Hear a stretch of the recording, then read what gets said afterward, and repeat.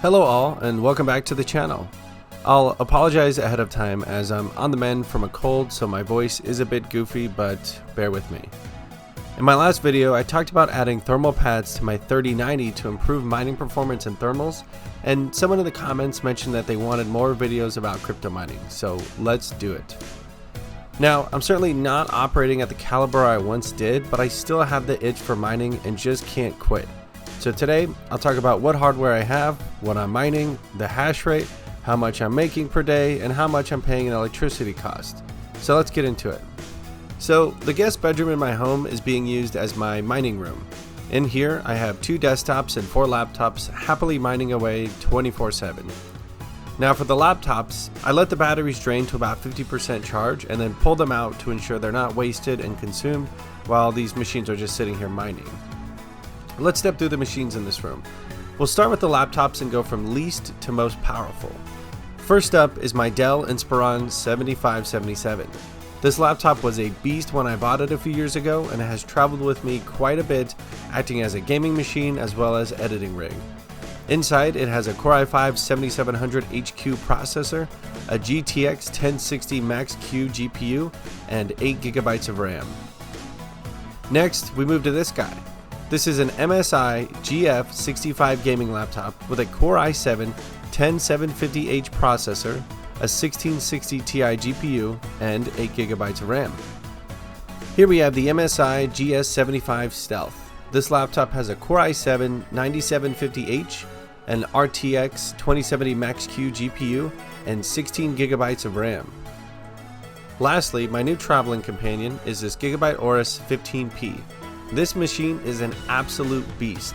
It's got a Core i7 11800H, an RTX 3080, and 32GB of RAM. As you can see, most of these laptops are sitting on active cooling pads that blow fresh air up through the bottom, but in my testing, I don't really see them doing too much for thermals. Moving over to the other side of the room, we'll find 2 custom-built desktops. This machine has a Ryzen 1700X, a 1660 GPU, and 8GB of RAM. And this one over here has a Ryzen 3800X, 32GB of RAM, and an RTX 2060 GPU. Now, it can get toasty in this room, but I've got a little something to help mitigate that. There's a fan in the window hooked up to a Z-Wave plug. There's also an Ecobee temperature sensor in this room as well. During the winter, if the temperature in this room hits about 50 degrees, the fan kicks on and stays on until the room hits 37 degrees, where it turns off once again.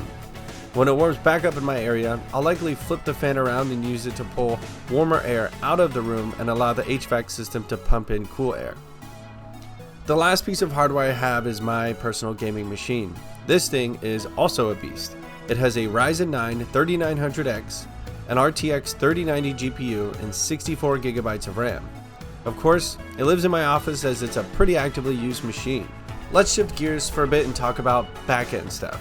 I mine in a well-known pool called FlexPool, where I pull anywhere from 250 mega hashes a second to 300, depending on how much I use my machine for gaming. The suite I use to manage the mining software and configuration is a tool called MinerStat. I cannot say enough nice things about this tool. Now, it's not free, but it is quite cheap, especially if you have a lot of machines or purchase usage time in bulk. To use this, you simply install the client on all of your mining rigs and interface with them via the web console, allowing for completely headless deployments. The clients will automatically download the mining scripts and keep them updated over time as well. You'll also get alerts if a machine goes down, if it's overheating, or maybe it isn't producing the hash rate that it should. My favorite feature of this tool is that you can set up clocking profiles from the web and they're pushed to the client to mine with those modifiers. This is superbly helpful if you mine and game on your machine. In the past, I'd use Afterburner to overclock and undervolt my cards, and I can't tell you how many times I forgot to turn that off while gaming, only to realize it when my game crashed. With MinerStat, the tune is only active while mining and is deactivated when you pause the mining. As for power consumption, MinerStat puts it at around 830 watts of usage, and I can corroborate that. If I pause all my miners while monitoring my whole home energy usage, I can see a power delta of about 700 to 800 watts, which isn't too bad. This comes out to be about $80 a month in electricity purely for mining if I don't do any corrections for solar power production.